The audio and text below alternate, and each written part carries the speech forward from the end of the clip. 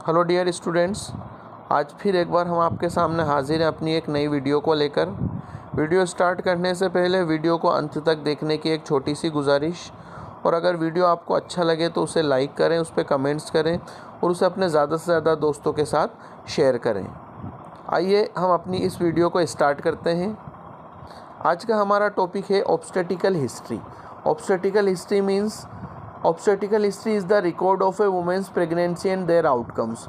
किसी महिला की प्रेगनेंसी और उससे संबंधित समस्त परिणाम, जैसे पास्ट और present pregnancy, live birth, miscarriage, still birth, term और प्री टर्म डिलीवरी और किसी भी तरह के कॉम्प्लिकेशन जो पूर्व में हुए हों जो वर्तमान समय में हो, उसके समस्त रिकॉर्ड को ऑब्स्टेटिकल हिस्ट्री कहा जा रहा है। अब ऑब्स्टेटिकल हिस्ट्री को एक न्यूमोनिक द्वारा समझ सकते हैं जिसे हम नेग्लेस कहते हैं। नेग्लेस में N means name of women, A for age of women, G for gravida मतलब एक महिला अपने जीवन काल में कितनी बार प्रेग्नेंट हुई है, L for LMP last menstrual period, E for estimated date of confinement या डिलीवरी। तो LMP के आधार पर एस्टिमेटेड डेट ऑफ कन्फाइनमेंट या डिलीवरी कैलकुलेट की जाती है। फिर आता है एस फॉर सिम्टम्स। सिम्टम्स जैसे एमनोरिया, मॉर्निंग सिकनेस, इसके अलावा ब्रेस्ट चेंजेस, ये कुछ मुख्य सिम्टम्स है जो एक गर्भवती महिला विजिट के दौरान डॉक्टर को बताएगी। फिर आता है ऑब्स्टेटिकल हिस्ट्री फॉर्मूला। इसे हम घटपाल के नाम से समझ सकते हैं। घटपाल में जी फॉर ग्रेविडा है। ग्रेविडा मतलब एक महिला अपने जीवन काल में कितनी बार प्रेग्नेंट हो रही है। T for term, 37 week of gestation complete करने के बाद कितनी लाइव बर्थ हुई है, वह सब टर्म में आता है। P for pre term, 37 week of gestation complete करने से पूर्व कितनी लाइव बर्थ हुई है, वह सब प्री टर्म में सम्मिलित होता है। A for abortion, 24 weeks of gestation complete करने से पूर्व कितनी प्रेगनेंसी टर्मिनेट हुई है या लॉस्ट हुई है, वह सब एबॉर्शन में रहेगा। L for living children, total number of children who are alive, कितने बच्चे जीवित हैं, वह लिविंग चिल्ड्रन में आएगा। S for still birth, 28 weeks of gestation complete करने के बाद टोटल जन्मे डेड फीटस की संख्या स्टिल बर्थ में सम्मिलित किए जाते हैं। पी का यूज़ पेरा के लिए भी करते हैं हम। पेरा मतलब number of birth after viability, मतलब 24 वीक से लेकर 28 वीक के बीच जन्मे कुल बच्चों की संख्या को हम पेरा कहते हैं। ये घटपाल द्वारा हम ऑब्स्टेटिकल हिस्ट्री को समझ सकते हैं। ठीक है दोस्तों, आगे हम देखते हैं इससे संबंधित एक एग्जाम्पल।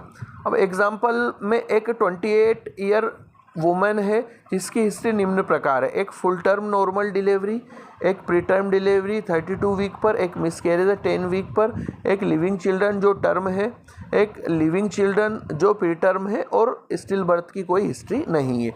तो इसे हम किस तरह से लिखेंगे, G3 क्यों लिखा है कि एक नॉर्मल डिलीवरी है, एक 32 वीक की प्री टर्म डिलीवरी है और एक मिसकैरेज है, मतलब 3 बार एक महिला प्रेग्नेंट हुई है। अगर वर्तमान में भी वो प्रेग्नेंट है तो G4 लिखा जाएगा। एक टर्म बेबी है, मतलब 37 वीक के बाद हुआ है तो T1, एक 37 वीक से पहले हुआ है तो P1, एक मिसकैरेज है 10 वीक पे तो एबॉर्शन, और 2 बच्चे जीवित हैं तो उसे L2 लिखा जाएगा। स्टिल बर्थ की कोई हिस्ट्री नहीं है तो S0। P को पेरा भी बोलते हैं, मतलब वायबिलिटी पीरियड के बाद कुल जन्मों की संख्या, वह पेरा कहला रहा है। अब estimated date of delivery calculate करने के लिए हम एक रूल को फॉलो करते हैं जिसे नेग्लेस रूल कहा जाता है। ये rule German physician French Karl Naegele द्वारा 1862 में इंट्रोड्यूस किया गया था। इसको मुख्य रूप से EDC मतलब एक्सपेक्टेड डेट ऑफ कन्फाइनमेंट या डिलीवरी कैलकुलेट करने में यूज़ में लिया जाता है। इसमें 9 महीने 7 दिन को लास्ट मेंस्ट्रुअल साइकिल की डेट के साथ ऐड कर दिया जाता है। आइए हम इसका एक एग्जांपल देखते हैं।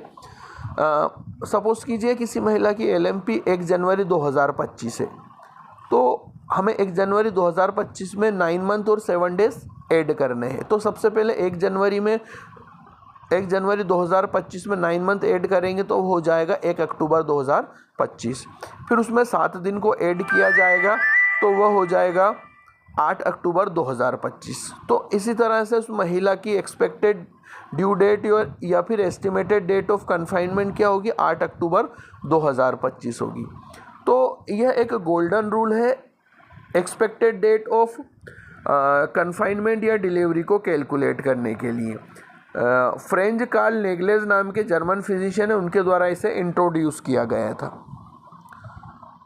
उम्मीद करता हूँ दोस्तों ये वीडियो आपको पसंद आई होगी।